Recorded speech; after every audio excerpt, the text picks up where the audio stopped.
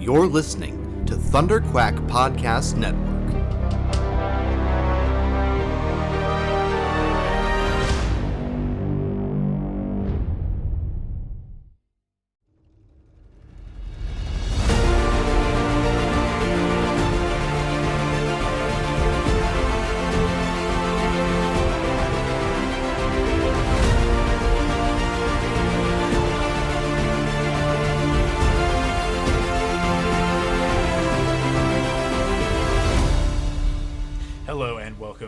To Perfect 10.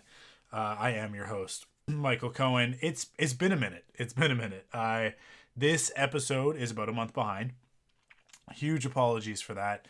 If you're one of our Patreon supporters, you no doubt have seen my messages over the last little bit of, December was rough. I got sick. It was the holidays.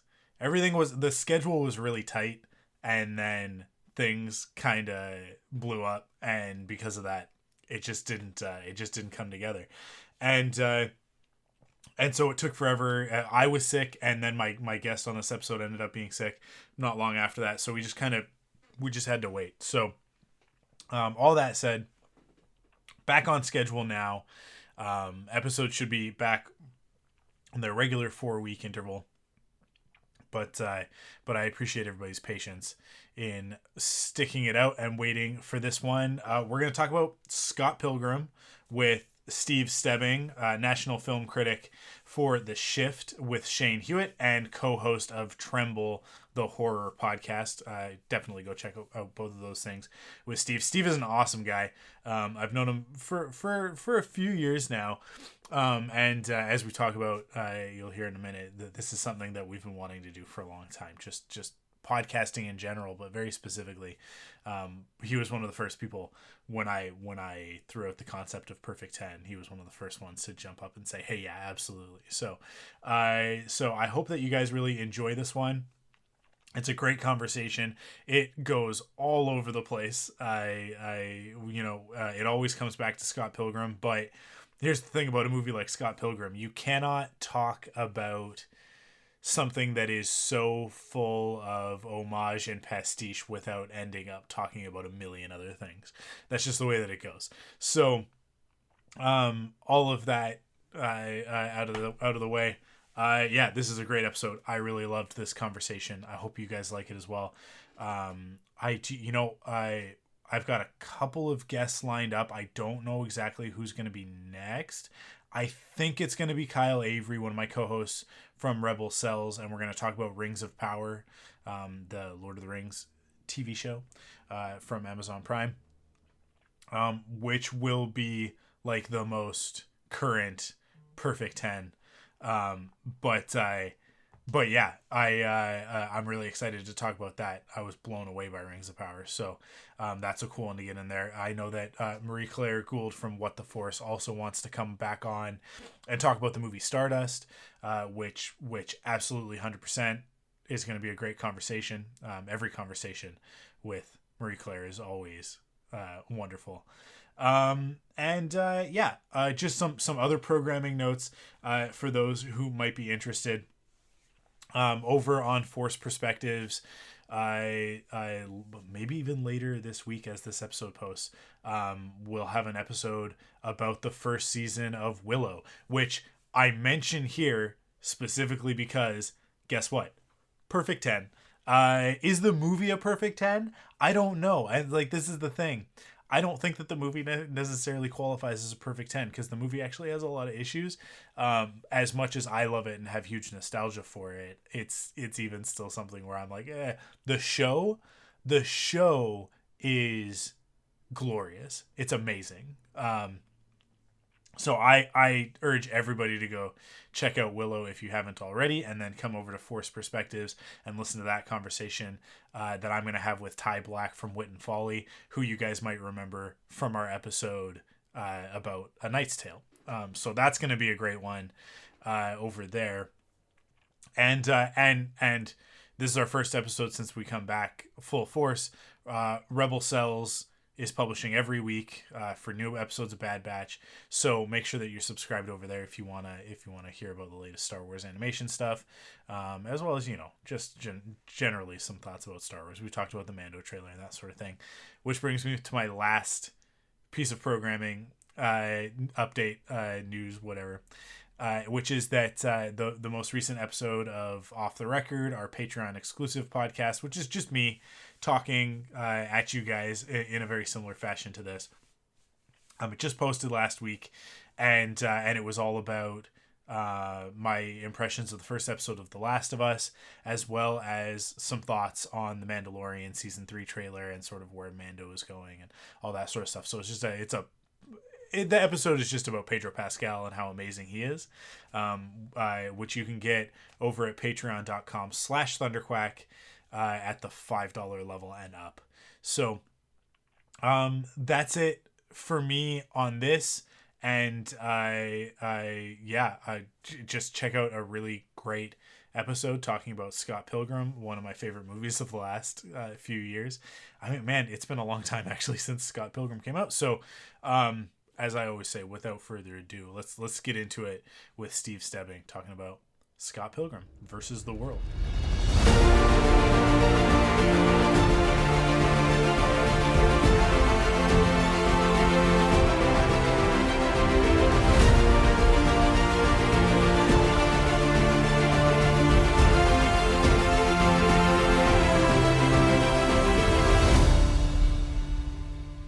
Okay, let's dive right in. I've got my guest on this episode, Steve Stebbing, national film critic for The Shift with Shane Hewitt and co-host of Tremble, the horror podcast, here to talk about Scott Pilgrim versus the world.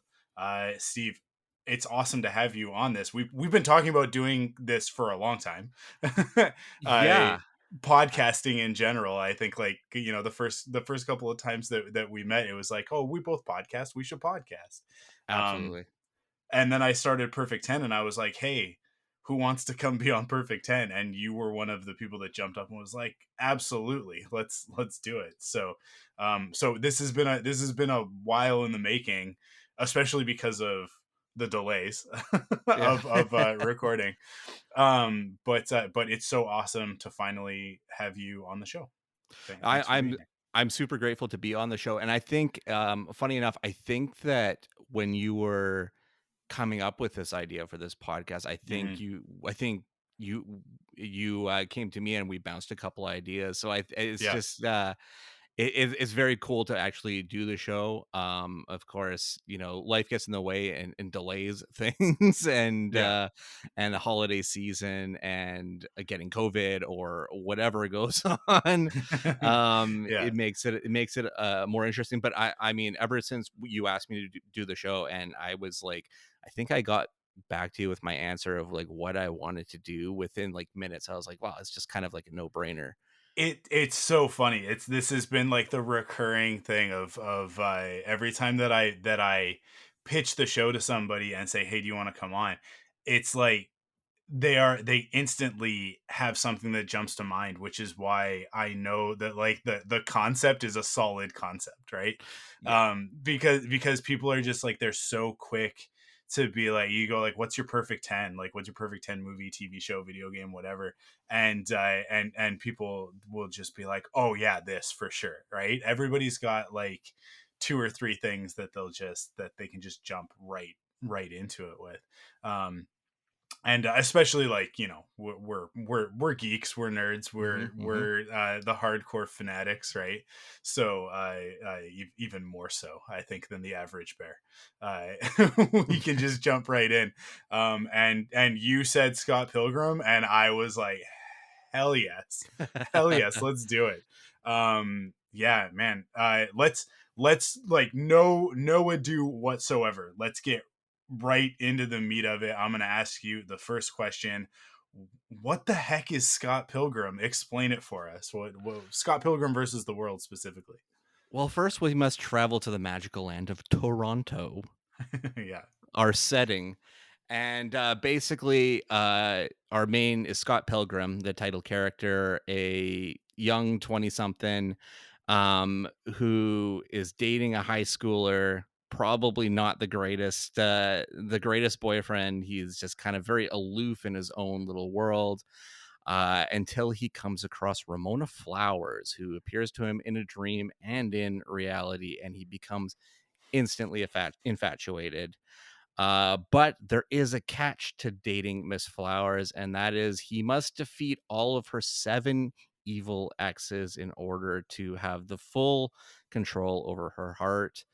And I mean, this movie is a love letter to everything nerdy. I mean, with video game references, Mhm. um, there's so much depth to it.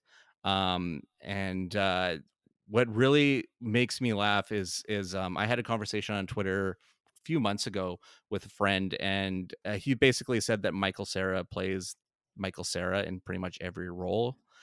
And Mhm. I'm very adamant that Scott Pilgrim is not the awkward nerd that he usually plays, because Scott believes he is cool. He believes he is Yeah. the guy. And that there's such a difference to that in his portrayal of this character. I think that separates it from everything else that he's done. Yeah, absolutely. Yeah, but people would know Michael Cera from Superbad, from Arrested Development, Hmm. and yeah, usually those characters are very like down on themselves. Yeah, But Scott has this sort of aloof, goofiness to him that's like I don't know. There's it's like he's very earnest. It's very sincere and genuine. There's not like a false bone in his body kind of thing. And he's a little bit more. I would say he is the most heroic of any of the characters that Michael Cera has played for sure. Um, absolutely.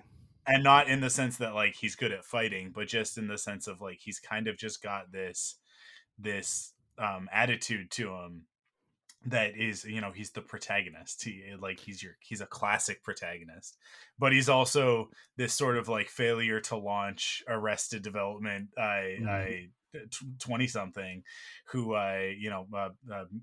man child whatever I sort of thing.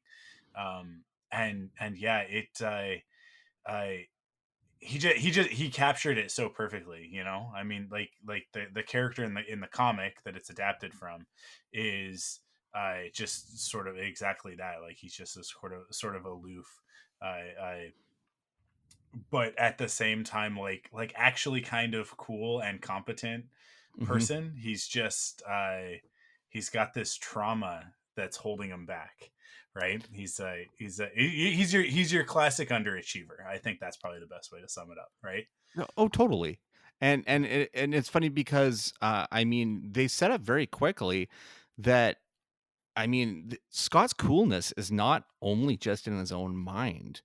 His Knives is infatuated with him, like Yeah. absolutely infatuated with him. Just like so excited that he would let her into his life, and not even like pumped about the stature or anything, but just like I mean, she's just like just drools over him. Like it's so evident. Yeah. Um, Yeah. and even if you look at a character like young Neil wants to be Scott. There's so many different moments in the movie where he's mirroring him and stuff, and it's just it, like the there's nothing subtle about people's reactions to him. My Mhm. favorite thing is that Scott is I won't say reductive, but he ignores the negative elements that are around him. Yeah. And it's consistent even up into the end moment. Like he is just maybe he's the world's most positive person because he's just able to just like not care about anything that's going to be detrimental. Yeah. Yeah, let's put him and Ted Lasso in the same room and see what happens, Mhm. Yeah. and let's throw in Kenneth from 30 Rock. You Oh my know, god. I think it, you know, like they might actually solve all of the world's problems if we could That's put those three fictional characters in the same place.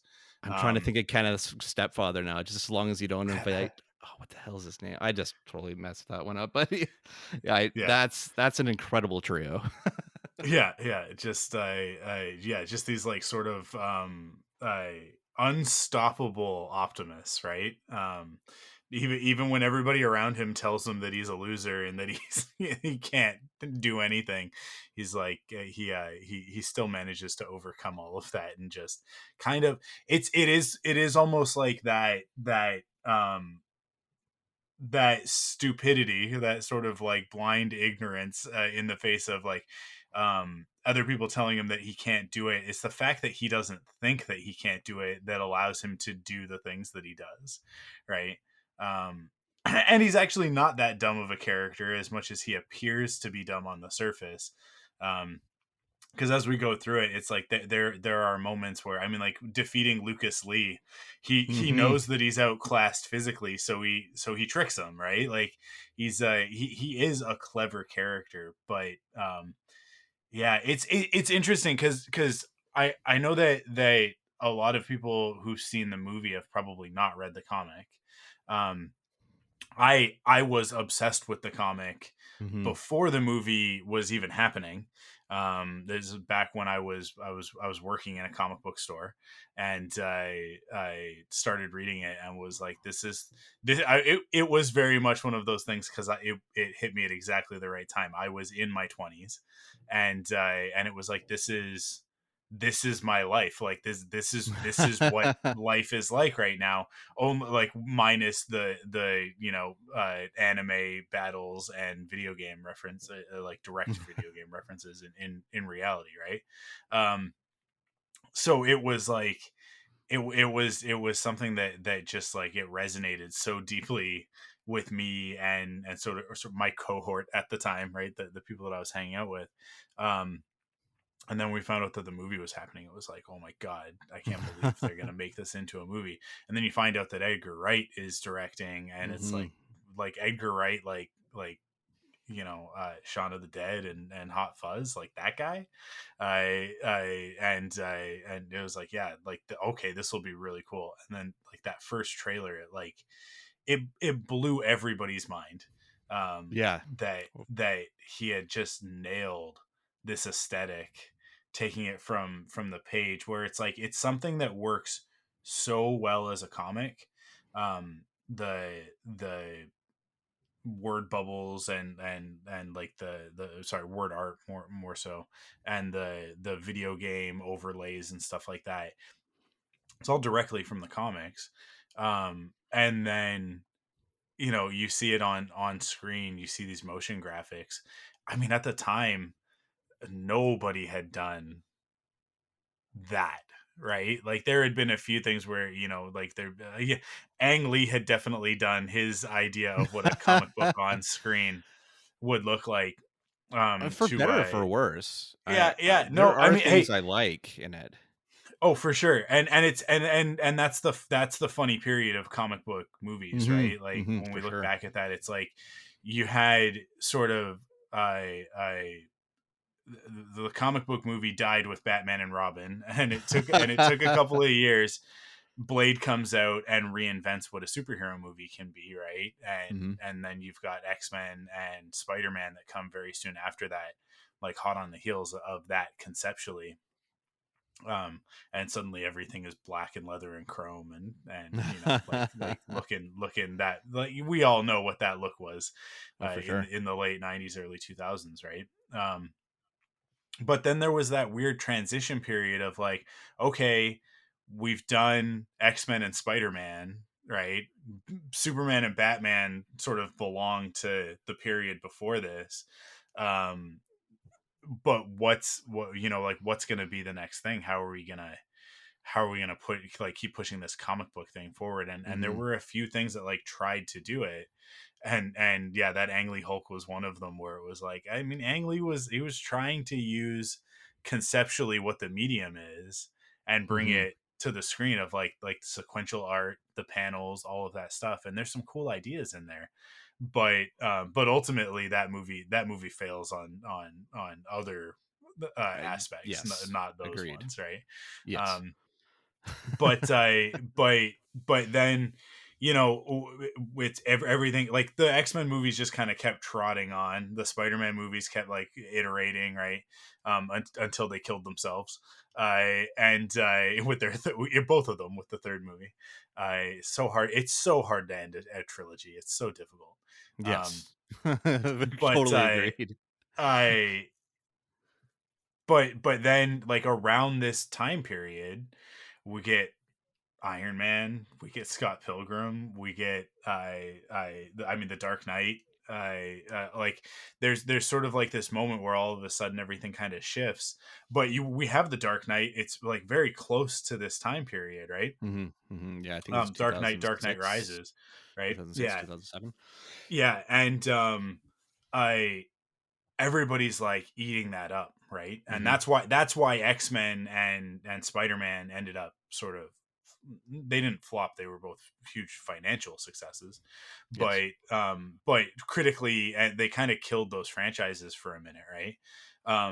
Because they kept doing the sort of campy, cheesy superhero thing that they'd been doing, and then the Dark Knight was like, here's a real thing. And then Iron Man comes out and takes like Dark Knight's heightened gritty reality and goes, no, no, no, we don't need to do that, and we also don't need to do the campy X-Men or Spider-Man thing. Like, we can just like straight down the middle this, and Mhm. it's just, let's just, what if Iron Man was real, straight up, that's it, what if Iron Man was real, right? And then like it almost like the opposite reaction to that was Scott Pilgrim coming out and going like, but what if the comic book was the comic book? Right? Like what if the movie just was the page brought to life in a very real sense? um and I mean, like, so much of that is owed to Brian Lee O'Malley and his vision, and his voice, like the way that the characters spoke was very like of the time. It was very Mhm. stylistic. I like the dialogue was very stylistic, and to me, like, above all, as much as the motion graphics and the fight choreography, and the special effects are all on point, and the music is right there with it, um the dialogue and the performances are where this movie finds its voice, because that other stuff is like window dressing. But Mhm. the way the way that these characters deliver dialogue in anyone else's hands other than Edgar Wright, I just don't know if it would work, because he is obviously a master of dialogue, right? I mean, Yes. his the Cornetto trilogy is full of some of the best one-liners and sort of like monologue moments, and like back and forth, like perfect comedic timing. He has such a good sense for that stuff, and understood what was on the page, who to cast, so important, and Mhm. like where to push it and where to pull it back, right? In order to make it translate to the screen. And it just, yeah, it is. I, for my money, having just rewatched it earlier today in order to prepare for this podcast, for my money, it is probably the truest comic book adaptation yet. I just don't know if anything else like nails the feeling of reading that comic in the same way. And it's hard because Mhm. Iron Man has so many different writers over the years, right? So it's like, which version are you going for? Are you going for a blend of things? Batman, it's like, okay, what version of Batman are we talking about? Which one, like, what's the truest adaptation of Batman? That's impossible Mhm. to nail down, because Batman is so all over the place, right? So like, and that really goes for any of these characters that have, 70-year histories with multiple creators and Yeah. all of that stuff. But because Scott Pilgrim is writer, artist, and I mean, like, Oni Press did not really mess with the formula too much. They just kind of let him do his thing, and so it has a voice. It has a very distinct Mhm. voice. I mean, it's funny. It's not an indie comic because Oni is a pretty big publisher. Even at the time when the first one came out, they weren't obviously not one of the big three, right? But still pretty sizable publisher.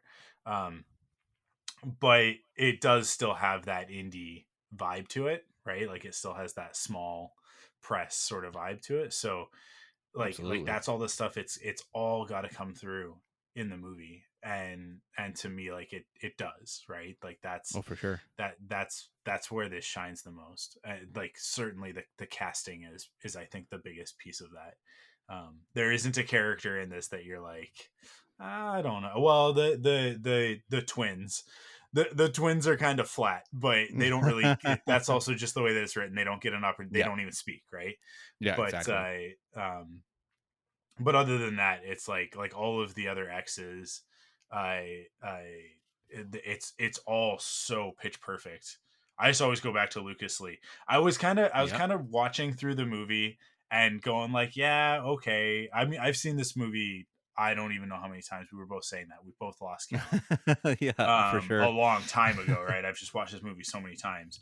I and then and I was kind of going like, I gotta watch this. I have to be, it has to be fresh so that I can talk about all this stuff. But I wasn't really feeling it that much. I was like, it's fun, but whatever, this is very like, I late 2000, late, or I guess early 2010s sort of vibe, Hmm. right? Exactly 2010. Yeah. And I, and then Lucas Lee shows up. Chris Evans shows up as Lucas Lee, and from that moment forward, I was like, "Oh, I'm all in. I'm back. Like you got me. Like he is." He, but that's Chris Evans. I mean, like the dude, you can put him in anything. You can make him any Absolutely. character, The good, cool bad, down somewhere in spray the on middle. his Oh, knuckles. The yeah, cool down spray after he punches Scott and he just holds his hand up and the PA yeah, comes and sprays his knuckles. yeah. And Oh, it's the just little things. when he's walking away reading the text and he laughs at it and he keeps walking, he goes, that's actually hilarious. And the way that he says hilarious, it's like it's just he he's almost wasted in the MCU as Captain America, except for the fact that Cap does have some really good funny moments. Yes. And Chris Evans is the right guy for the job with those.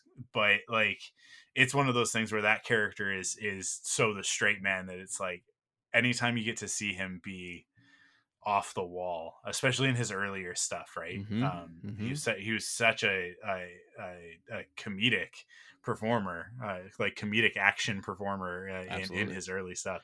That it's like, yeah, I love his scenes so much. He's so good, I so good. I would say there's also a little tiny bits of Lucas Lee in his Knives Out performance.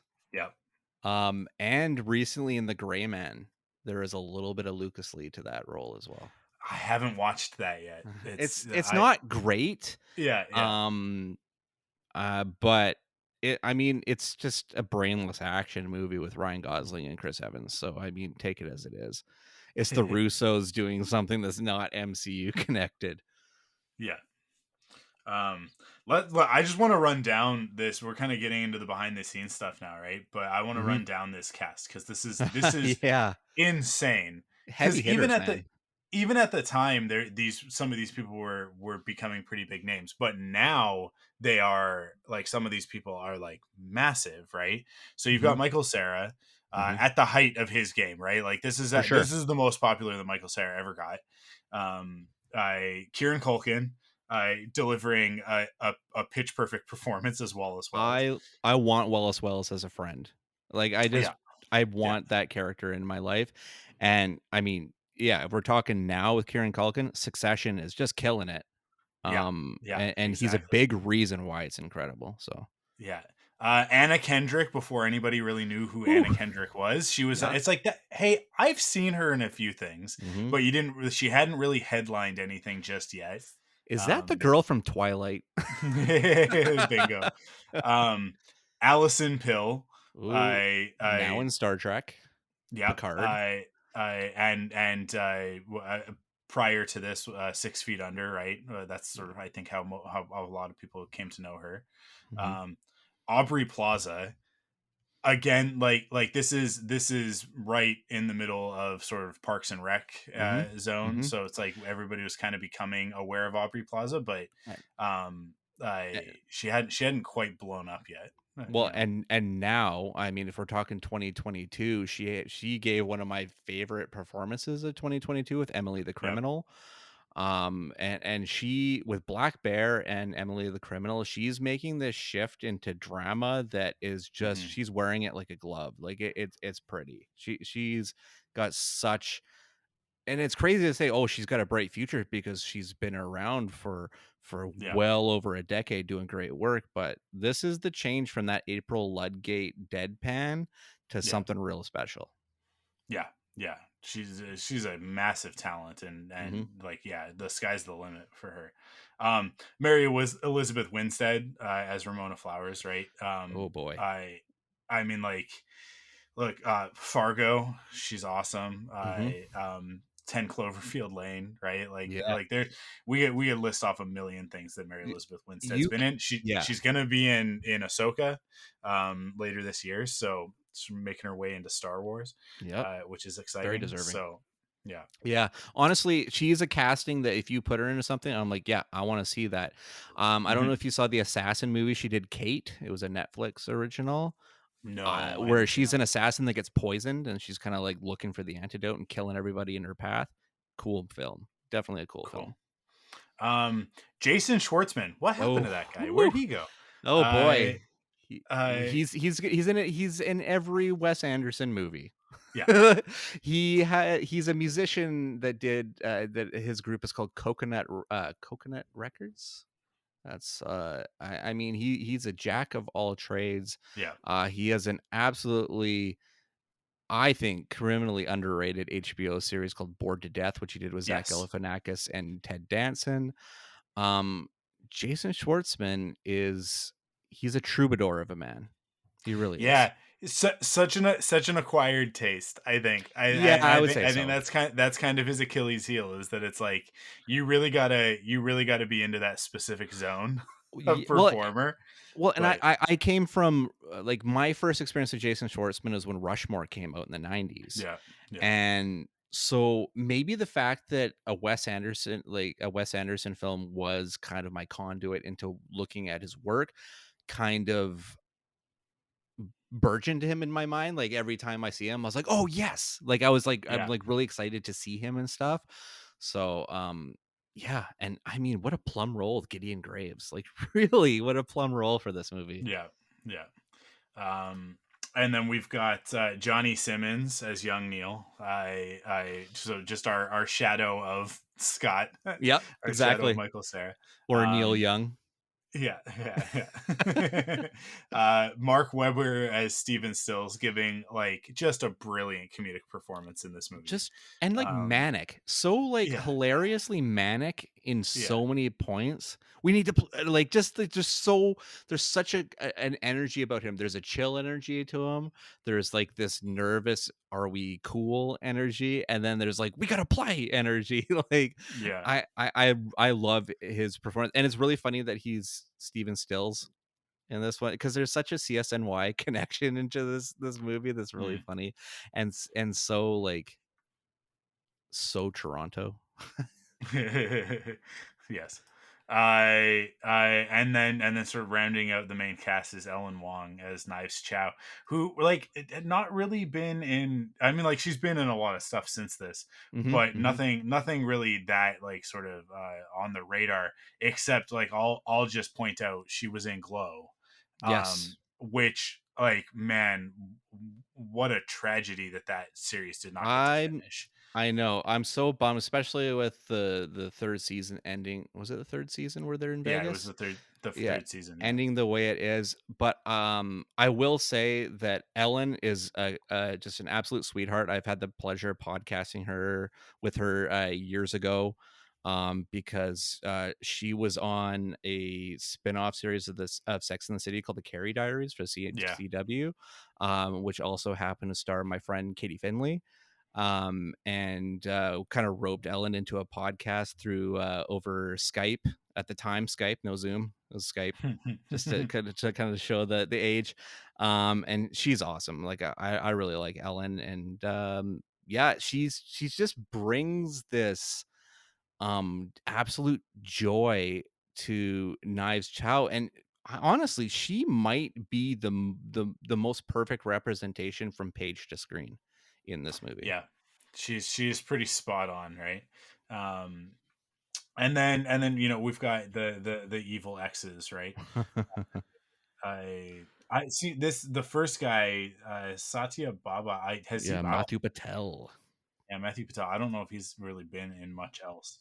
Um, yeah, I don't know. Sense Eight, I guess. Yeah, he was in Sense8. I never actually worked my way through it. I do want to because I know there was I such a rabid fan base for it.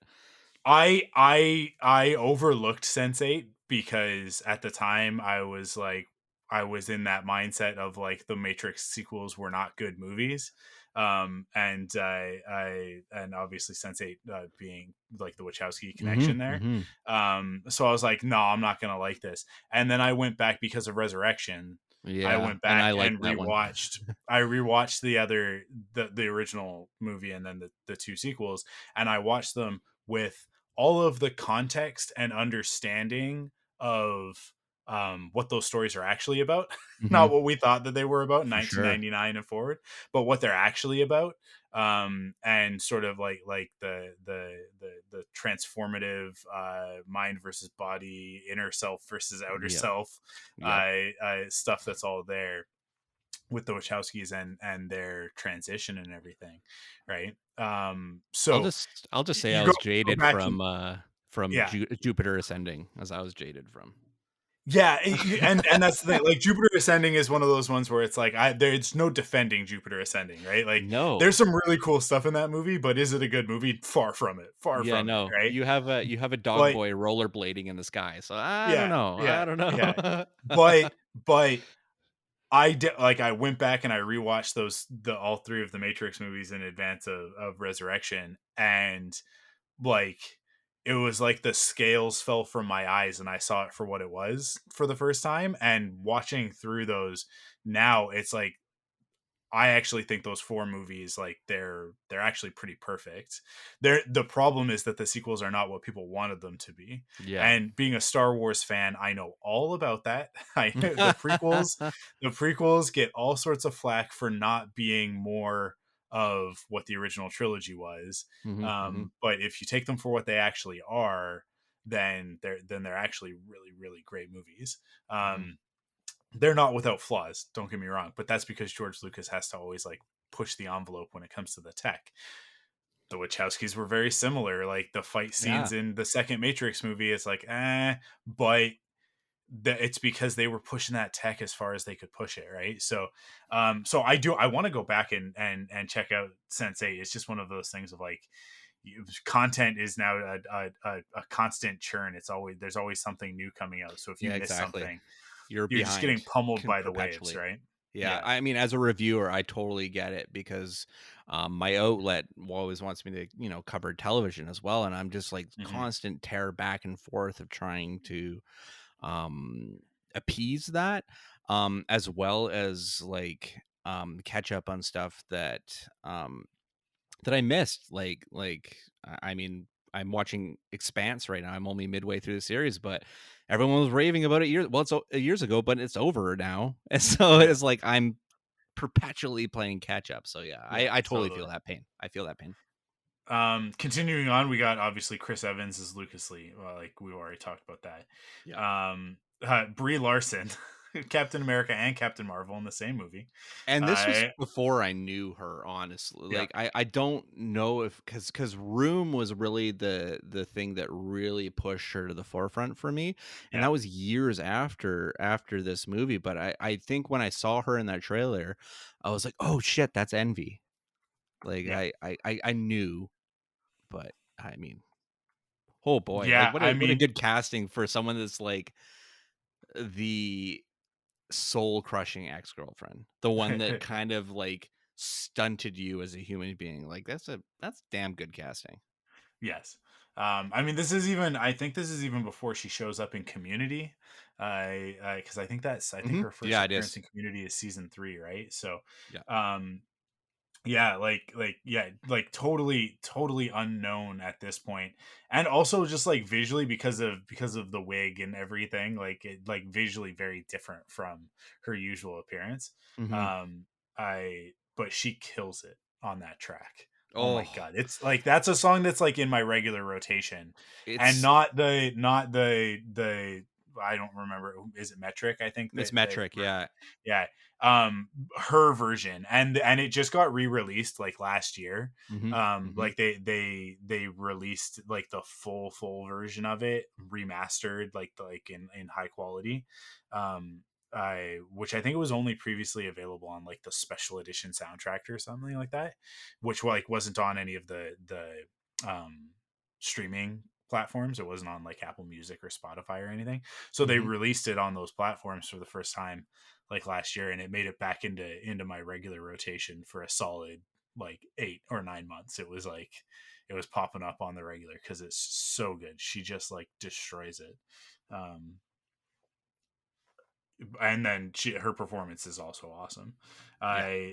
I So we continue. So like we got Chris Evans, Captain America, Brie Larson, Captain Marvel, and then we've Yep. also got Brandon Routh, Superman himself. Superman. Yeah, exactly. As Todd Ingram, the vegan bass player Yeah. who can fly. um yeah, I my favorite thing about Todd's character, and this is like directly from the comics, is like the Dragon Ball Yes. reference of it, that like he's he's a vegan. It's like Saiyan, right? Yeah. Yeah. Like that was Exactly. the joke, is that he's like a Saiyan, so his hair goes up and everything, and it's yeah, hilarious. I and one of my absolute favorite moments in the movie, when Thomas Jane and Yes. I was just gonna I bring that up. oh man, who's the other Clifton actor? Collins Jr., who actually Yes, follows me on Clifton. Twitter. Not to brag. I I said, love him. like, oh my god, he's in Pacific Rim. Oh, dude, Yes. he's so good in Pacific. Oh my god, when the two of them bust in, all that stuff is great. All of the like their lines and delivery are perfect. It's The moment chicken. that I love the most is after Scott headbutts him and he turns into coins.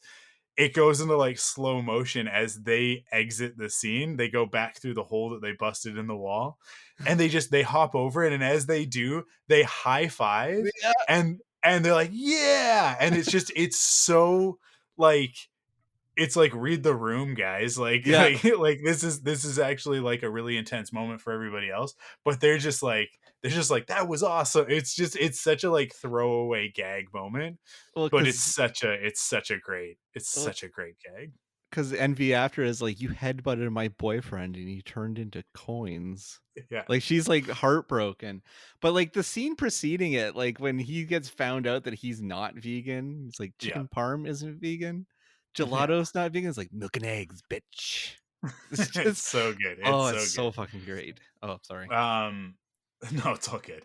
I Mae Whitman. I again another performer, like sort of right in the height of her moment there. Coming Arrested in as Development Roxy. connection Yeah, with Michael Cera because she played yeah. Egg. I mean Anne. Yes. And she's great. She's so great in this. Like her, that moment when I talk about the dialogue, if there's ever like if I needed to like call out a specific line delivery of like nailing the Brian Lee O'Malley like dialogue and sort of like the cadence of his stuff, is when she's like, next time I'll be deadly serious next time, and like we're and then he's like, what, and he's like, shut up, right? Because it's like the awkward, that awkward like young, like early 20s attitude of like Yep. pretending that you're hardcore or that you're intellectual, or it's just like, I think that's very much like a millennial, even a Gen X sort of perspective, is like, we all thought when we were in our early 20s that we were like so sophisticated and so Hmm. mature, and so, and now you look back at it in your in my instance, my late 30s. I am very closely approaching 40s. I looking back at that and going like, wow, what an absolute loser I was. And like the things that I was doing that I thought were cool were not the cool things. And yeah, like it just sort of captures that attitude, which is what he was going for in the comic. And Hmm. her delivery of that dialogue is so pitch perfect. um I and just the way that she sort of stumbles over this, like, I already said next time. It's so good. I love it. I love it. Also, She you just has punched me great in the boob delivery. is Yeah, and I it, was gonna bring that one up too. Yeah, you punched yeah, me in the boob. Yeah. yeah, Oh, it's so yeah. good. I can't. The thing about the casting throughout this movie is that I just can't imagine anybody else in these roles. That's where like you get to the Kariyanagi twins, and it's like there like, I don't know, you could have just put anybody in there. That's where, Hmm. like, to me, that's where those characters get sort of the short shrift, right? Yeah. Is that like everybody else like is perfect, but then again, in the comics, Scott doesn't actually fight them. They build a robot and he fights the robot. So Yeah. like they Yeah, don't really exactly. have characters either in the way that everybody else does. So it is one of those things of like, they're not really characters in the comics either. So if you're gonna if you're gonna gloss over anybody, it's them. I But mean, yeah. I mean, they're as important as that they're, part of the X's, but they're not yeah. like it's I mean, and you also got to kind of pick and choose what kind of makes it into the movie. I mean, the movie is already almost pressing 2 hours anyway. I Yeah. mean, there's a full mall thing with Knives and Ramona, I believe. That's a big part of the book that doesn't make it into the Mhm. movie. Well, So, I mean, the whole here's the real thing. The books are like, it's actually sort of a 5-act story, right? mhm, It's six yep, volumes, I think, but it's really a 5-act story, and the fourth act is entirely missing from the film, right? Because mhm, the fourth act is, at the end of the third act, everything kind of falls apart, and I Scott's like at his lowest point, and he goes home, like he got not he can't go home because his parents have moved away, right? Like they've moved mhm, somewhere else out of the city. But he goes and like stays with them for a little while, and then he comes back to Toronto. He gets a job. He sort of starts to get his life together, mhm, and then as he's getting his life together, everything starts to kind of come back, right? yeah, yeah, And that none of that happens in the movie, for obvious reasons of, like you're saying, of, it's already pushing 2 hours, and mhm, how much there's a very fine line with this film of like, you got to kind of get in and get out. You have to keep the pace breakneck, because if we stop for too long, you're going to realize how absurd some of this is, and that some of this plot points actually, they don't, it's not that they don't make sense, that it's just like, don't stop and think about this too much, right? Like, because at the end of the day, the story of Scott Pilgrim isn't, it's not a real story. It's a like sort of distorted memory of a time in your life, where you think that you're the main character of your story. You think that you're the hero, uh, mhm. and and everything is a metaphor for something else, right? So like, I mean, like right down to the very end of the movie, he faces himself.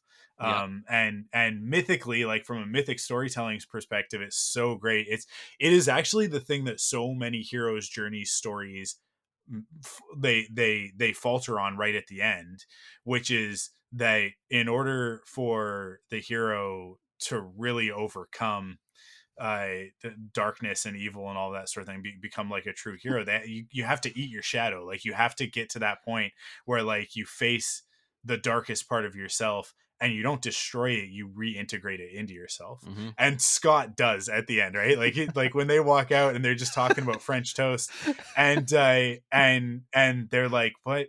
He's like, "Oh no, we were just kind of hanging out. He's actually a pretty good guy. Yeah.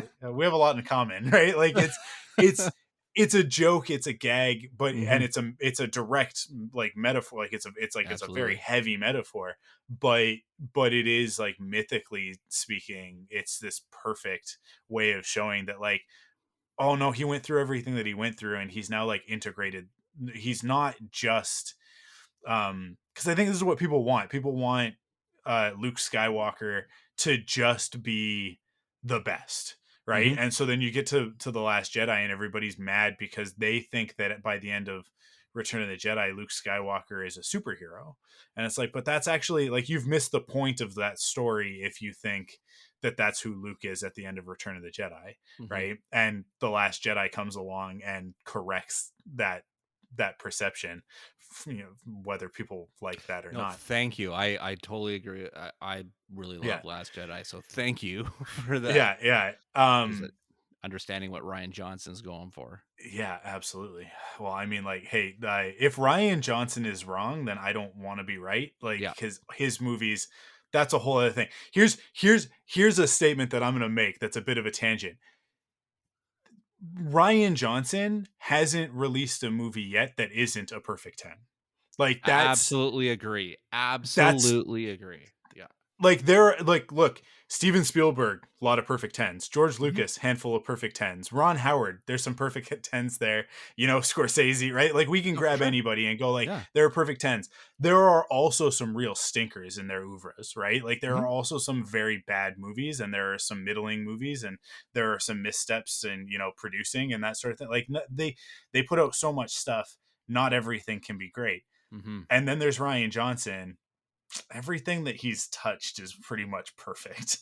And It's I it's have been it's standing on the obnoxious. mountaintop for Ryan Yeah. Johnson ever since I was a video store clerk and picked up Brick Yeah. and went, holy hell, this is the new master of cinema. This is the new, like the names you're dropping. This is the new Scorsese. This is the Yeah. new and there's something really special about how his mind works when it comes to film and modern cinema and blending everything that came before and creating the future within it too, and all the Yeah. way up into Glass Onion, like every single one. And a special shout out to Brothers Bloom because nobody freaking talks about it anymore. Right? Yeah. Yeah. So like yeah, it like that it's his perfect tens all the way down. It's insane. Absolutely. Um but anyways, like going back to Scott Pilgrim. Like yeah, like it when you kind of go back through and you examine all of it sort of with that sort of the Joseph Campbell Hero with a Thousand Faces lens.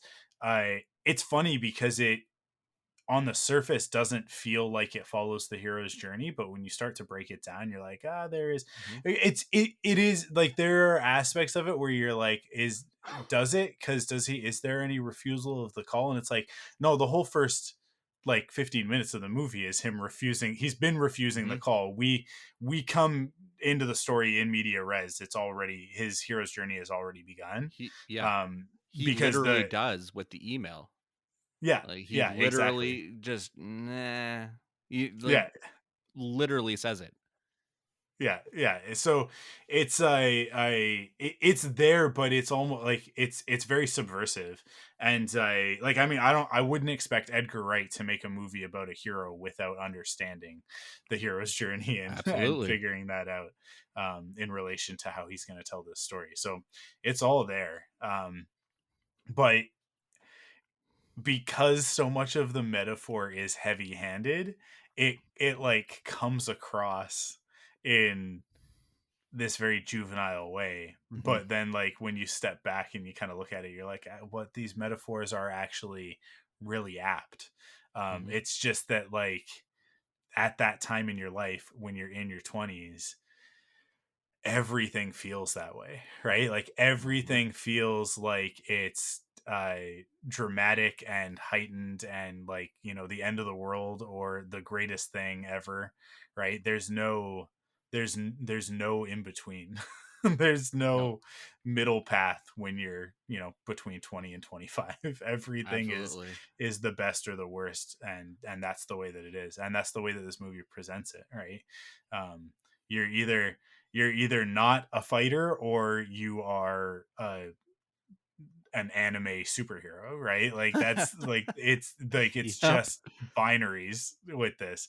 um and yeah, yeah, I mean, like, I could go on and on and on about that sort of thing forever, but but yeah, it's just, to me, it is like the quintessential perfect comic book movie for Hmm. all of those reasons. It nails all of these aspects. Well, and I've talked a lot. And I want you to talk some more. well, So, it's funny though, because I think we both came to this to Scott Pilgrim from different sides.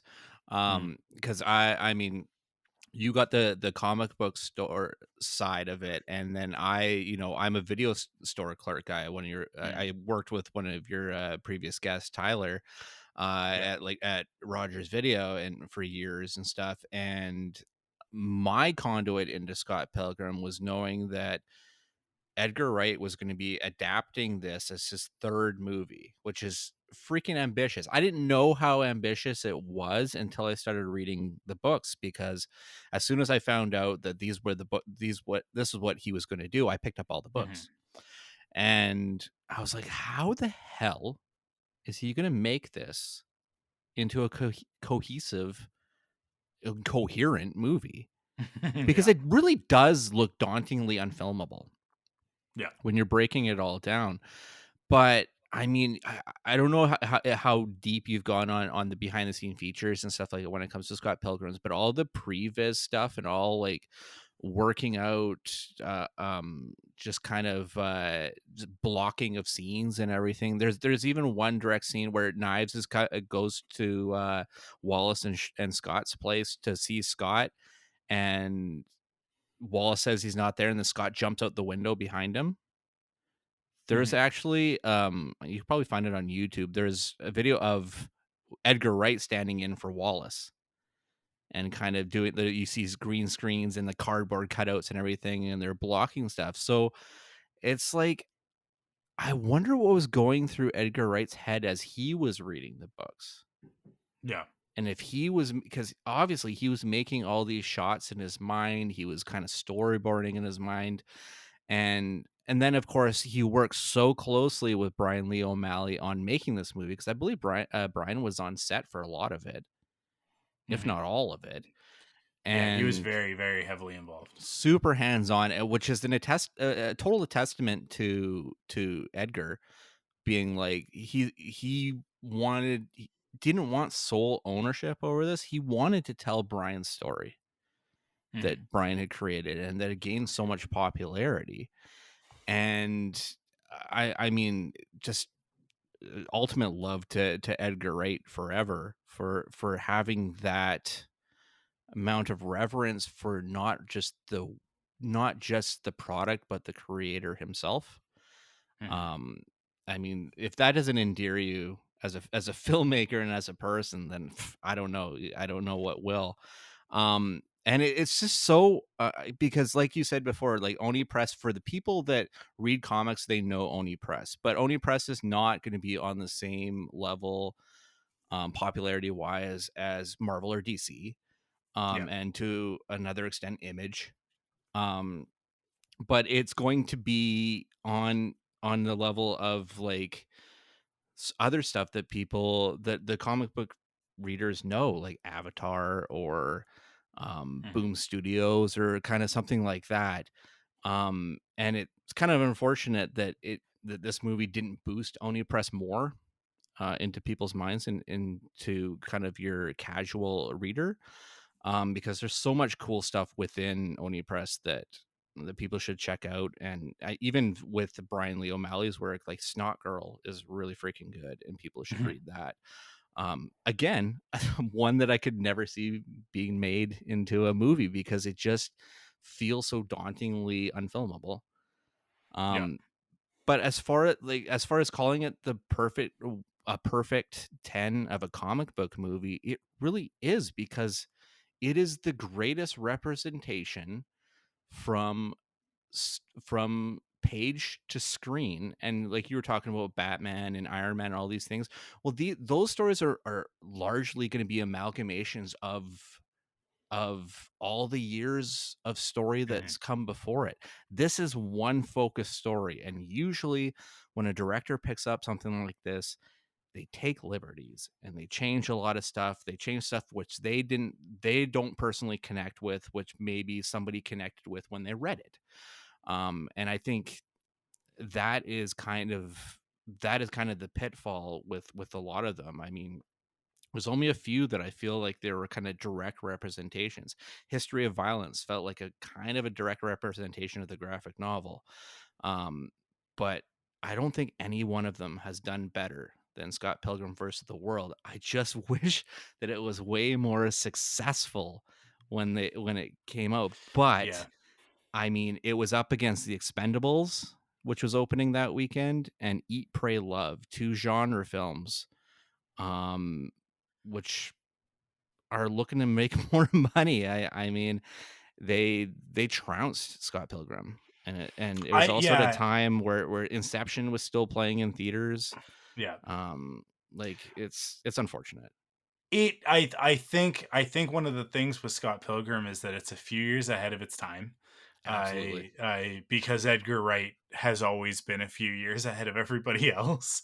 Um, I Yeah, because you're it like feels like when every you film of his has been like yeah, way ahead when of it you think because about when Shaun of the Dead came out and you compare it to other like comedies of that moment, it's like, oh yeah, no, like we look at it now and it's like, of course, right? But at the time, it was like it was almost like revolutionary in the way that things were presented, though, like the sort of like meta geekiness.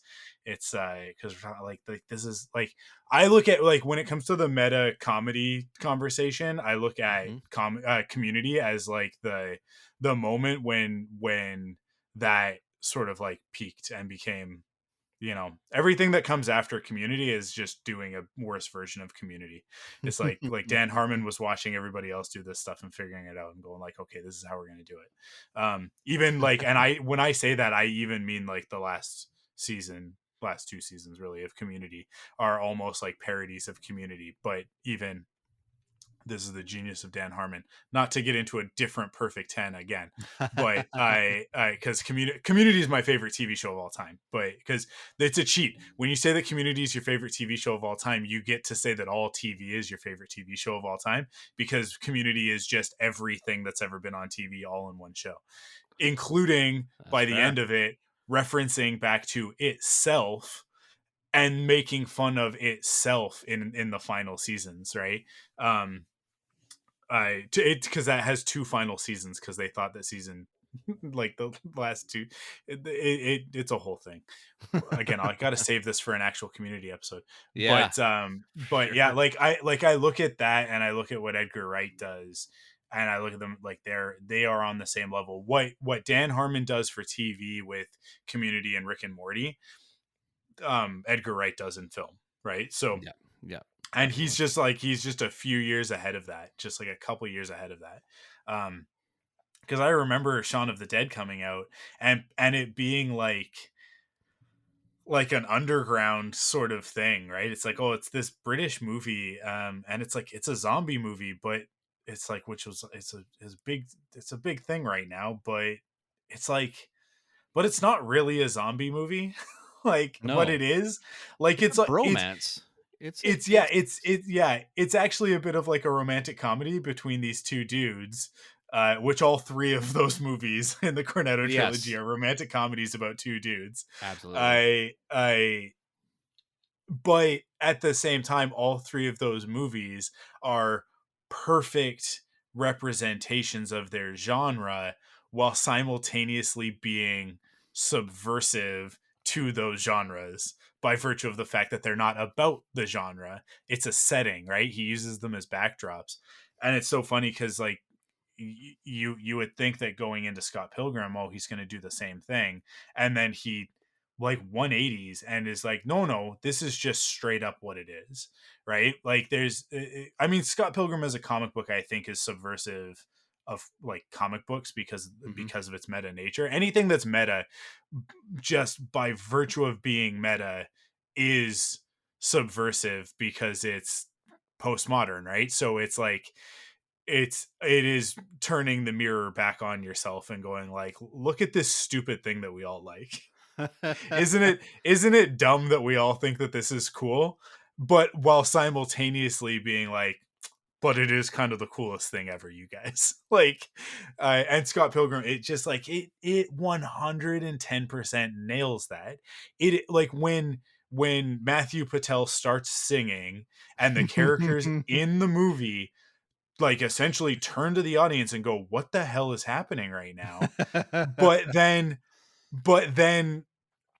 like it's perfect. Like it's also awesome and great and it's a cool moment. He starts shooting fireballs and it's this great fight scene and you get that KO moment and you're like, this is about the coolest that it can get.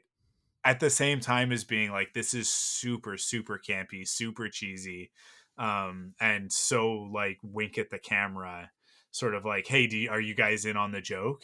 But the thing is that like we are all in on the joke. So Hmm. and I, Hmm. I think that sort of the audience wasn't quite ready for that yet. They just weren't, right? It's and again, this is the same time period. Community came out in 2009, Hmm. Hmm. and the first two seasons of Community did not land with audiences on a on like a wide scale. It wasn't No, it was until very years niche. It later, was super yeah, niche. on Yeah. on streaming platforms, that people started to realize, like going into like the third and fourth season, as people like started hearing about it and going back and watching it, that people started to like pick up on like the genius of the show. And so there's a lot of stuff. It, meta is almost passe now, right? Like I feel like we're kind of on the other side of it, where we're coming out of that and we're getting back into more sincere storytelling. Hmm. um but like there like, it's funny to think about it right now in this moment, that there was a point in time where the audience really wasn't ready for, like the general audience really wasn't ready for meta stories, like Yeah. self-referential meta narratives. And now it's like it's so commonplace that we're kind of done with it, right? It's Hmm. kind of for the time being. I feel like the problem with meta, and it's one of those words that the more you say it, the less meaning it has. Hmm. But the Hmm. problem with meta as like a style choice is that at a certain point, and it's kind of where we're at right now, when all you're doing is referencing stuff that came before Hmm. and not creating anything new, eventually you run out of gas. Yep. Right? Like Yep. there's only so much eating of the snake's tail that it can do before it just blips into non-existence. And we're kind of getting there, and that's why I think we're starting to see like more original concepts start to crop up, Yeah. Yeah. in I the agree with last that. couple of years. Stuff that's like, oh cool, that's really awesome. We're not done with it yet. I mean, like we've got Willow on Disney Plus right now, which is a very, very Oh, metatextual series, and I love it so much. you're Um, spelling out the rest of my evening after this. Is oh, dude, yeah, I have it. one more episode, so Oh, nice, nice, yeah. nice. I've been sitting on the first 7 episodes. I saw the first 7 episodes in November, and I've Yeah, been waiting and I waiting. got screeners as well, and I finished the fourth episode and I started the fifth one and I stopped because Disney sends me stuff from doing Star Wars podcasts for so long. They just Right. send me stuff and they never pay attention to whether or not you actually cover it. I know that because I say it on podcasts, and then like they still keep sending me stuff. Um, so I know that they're not listening to what I'm saying. I'm in a real sweet spot there of like I get the screeners, but they Well, don't pay enough attention to me to like that I have to actually watch them and like write reviews and whatever, yeah, because it's not my job. It's just a hobby, right? So yeah. um I watched the first four episodes and was like, this is one of my favorite TV shows of all time. and then started the fifth one and was like, no, I can't do this. I can't burn through all of these things in 2 days, like all of these episodes in 2 days. I need to hold some of this back.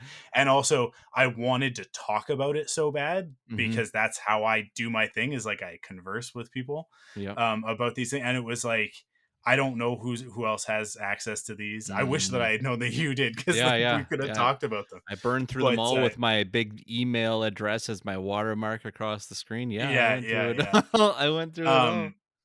So yeah, like I like from 5 forward, I've been there every week with everybody Oh, else, yeah. which has been fantastic, because then like those cliffhangers feel so much better when you Yes. just have to sit with them for a week. That is a show that, like, it's so good. We're on a wicked tangent here We talking about Willow. super are. We And super are. I'll tell you something. That I recorded the first episode of Rebel Cells for the season 2 of Bad Batch last Oh, night, okay, which I've started as well. I'm 4 episodes into that, because and I have screeners, so yeah, yeah, and I we did like it's got to be in a 2-hour episode. I think that we talked for almost 30 minutes about Willow on that one as well, because I'm just like I'm so in love with it that I can't stop talking it's about it. But yeah, it's all so well put together, but at the end of the day, give me Borman just yeah, constantly. oh my god, like he's just Amar Chowda Patel needs to be in everything. He Absolutely. put find somewhere in the MCU to stick this guy, so that we can see him like in a recurring role for the next 10 years in the Absolutely. MCU, right? That's His anytime I see somebody that I like, I'm like, put them in the MCU, because Yeah, if you put them in the MCU, then they have a job for the next 10 yeah, years, exactly, right? right? Yeah, Yeah, Indian Jones. I love yeah. that dude. I really love that dude. He is phenomenal. Yeah. Um anyways, go watch Willow, everybody. But I yeah, but just to go back to what we were talking about, like Scott Pilgrim is really like on the it's the crest of the wave for that meta self-referential, it's the nostalgia thing, but it's also, it's not even so much the nostalgia plays a really big part in it, but it works, and it's not a cheap shot because it is representative of a generation, right? Like the Absolutely. having all the Zelda sound effects in the movie, Oh, and yes. I like musical cues from other video games. The I baseline for Final Fantasy 2? Yeah, exactly. It's a it very firmly places it, not just that it's life in your 20s, but it is very specifically like that. It is very, very specifically Gen X Mhm. millennial cuspers, Mhm. which I think we're both there, right? So Yep. Yep. like if you're either on the tail end of Gen X or the crest of millennial, I think that like that's your sweet spot of like, yeah, you played the NES when it Mhm. was new, Yep. right? Absolutely. um I and so like it's a it it places it in time, not in a way that dates it, but I mean, the phones definitely, man, phones, oh boy, that's a whole topic unto itself. Landlines. What? Yeah, yeah. Yeah, the fact that Scott does not have it's so smart. Like, just the writing of the story, both on the comic and the movie, is so smart that Scott, it's never really explored in the movie. It's explored extensively in the comic. But Mhm. like the fact that at the beginning of this, he has no job, so he has no phone. Everybody else has phones, right? But he doesn't, because he's Scott Pilgrim. So he's just like, he's just in this weird limbo, liminal space of his life, which all of us, I think, maybe not all of us, but a lot of us in our 20s find ourselves in like these spots of like, I don't know what I'm doing. I Yeah. really don't know where I'm going.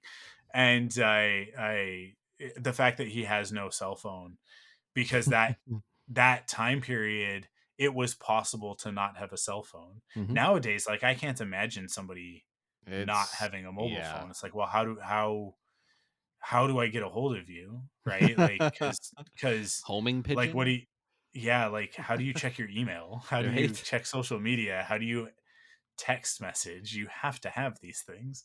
Um, yeah, it's so funny. It is very much of a period of time. I wonder what the staying power of it as a film can be as a result of that, right? Like, Yeah, that's a good question, and I think it comes down to, um, the people that love it, mhm. listeners out there, who are following along and geek out just as much as we do about it, to indoctrinate your children and family with it. I've already done it with my daughter, and she's enjoying it. And she dug it from the 8-bit Universal opening. Let's Yeah, be yeah, yeah. honest, because kids are I mean, with like Roblox and this other stuff, they're kind of digging on all those the old 8-bit stuff, 16-bit stuff. Like they're kind of Yeah. into that weirdly. I mean, Zelda's still massive. Um Sonic's still big, even with two great movies. Sonic's still big on its own. Yeah. There are just there are things that will just live on, and so I think Scott Pilgrim, just because it does such a good job of being an interloper in that kind of sense, um, you can pair it with something and be like, hey, you might find meaning in this like I did, and it could be for the same exact reasons. Yeah. Yeah, I think so. Yeah, it is funny how like that 16-bit, 8-bit stuff Hmm. has come back around for a new generation because we all got to the age where we're in charge of making the stuff. And Yeah, so that's what we made was were like these retro throwbacks, and it hit the next generation in their most impressionable phase. And so now they have are starting to have nostalgia, like this generation is having nostalgia for when they were younger and they were playing the retro games, the yeah, retro styled games yeah, that our generation was making.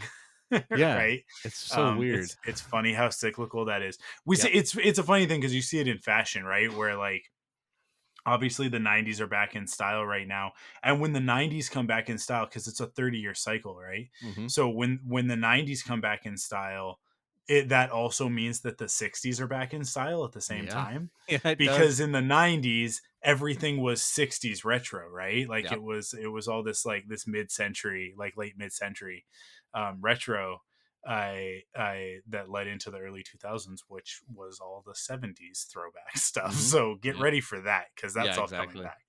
Um, but yeah, it's just it's funny because like every generation it kind of goes through a filter.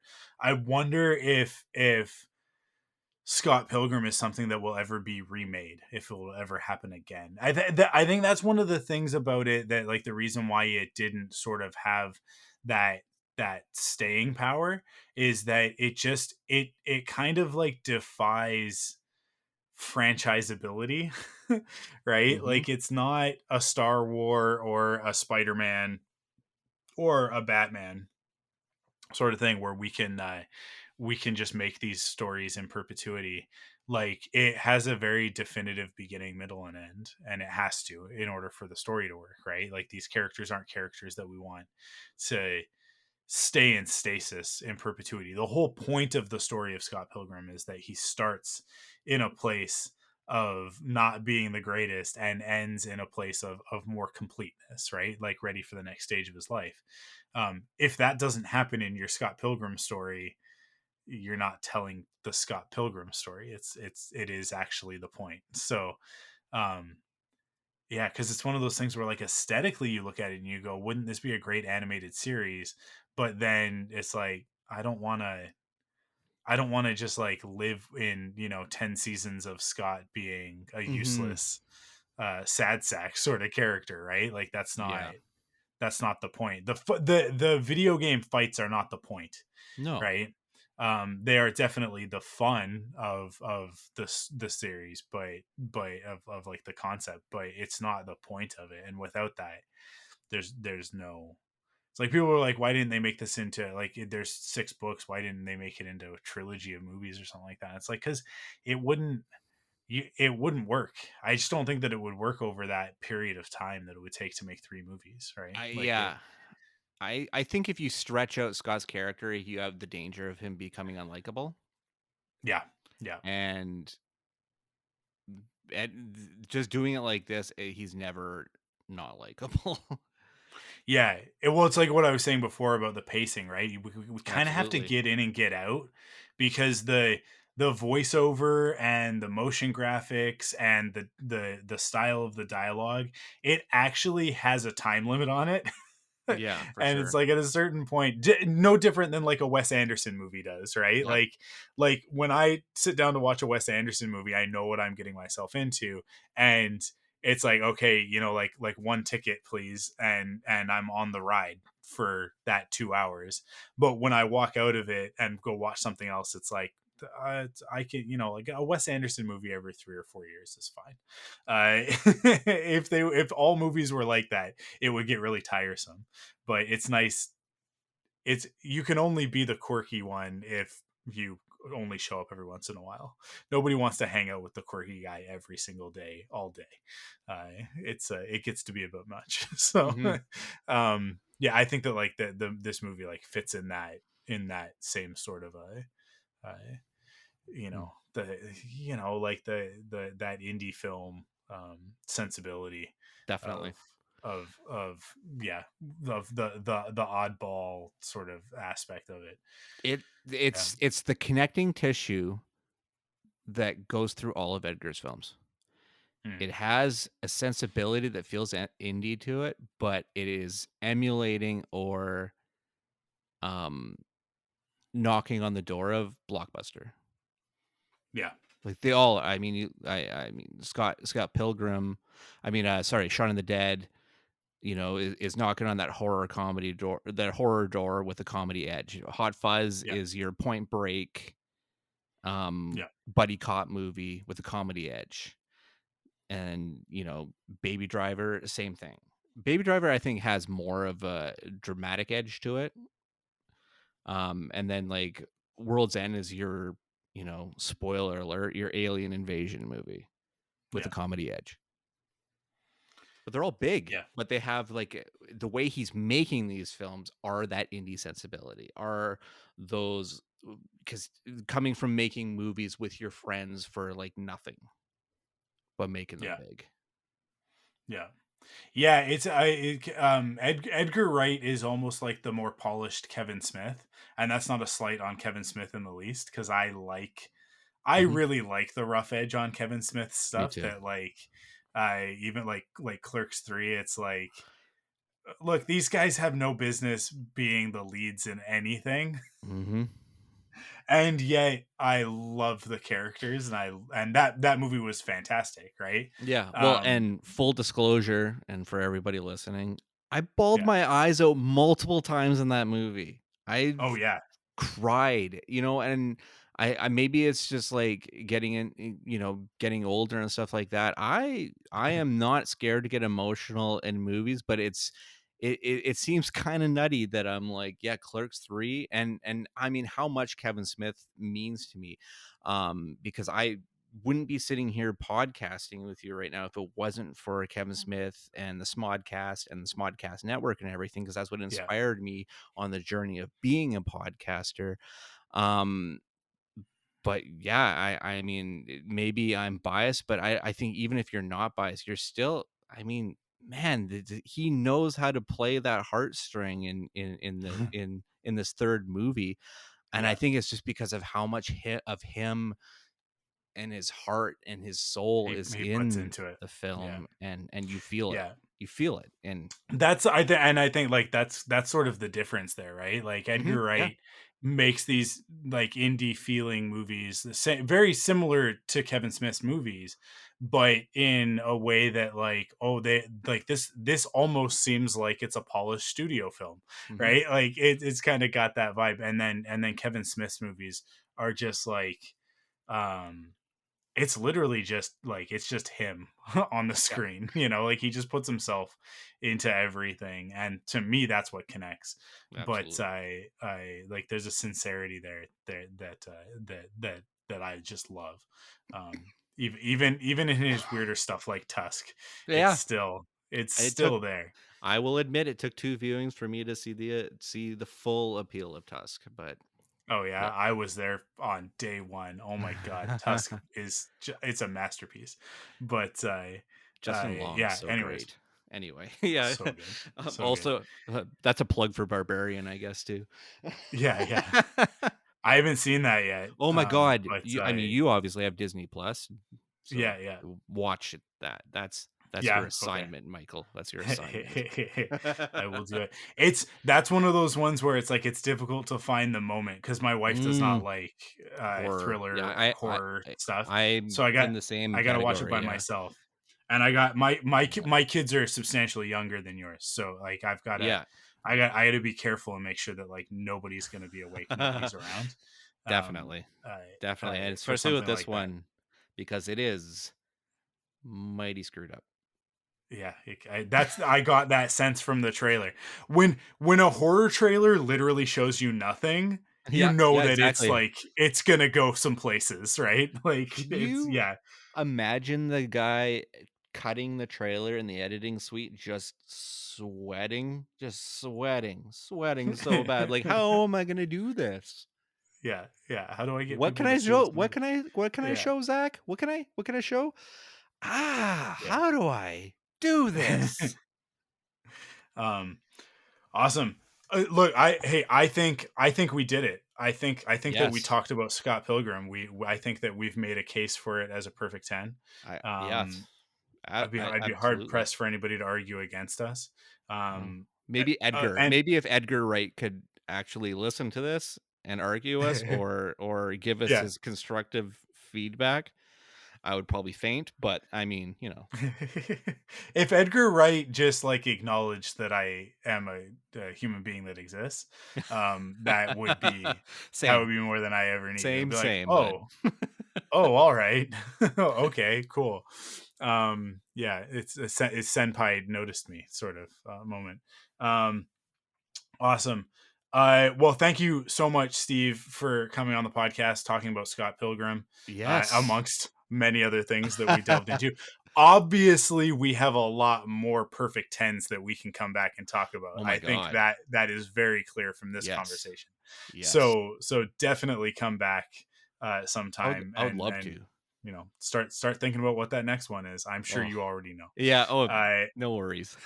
yeah, yeah, yeah. We won't run out. We won't run out. Awesome. Where can people check you out if they wanna hear more from you? Yeah, on Twitter, I am at the Stevel Dead.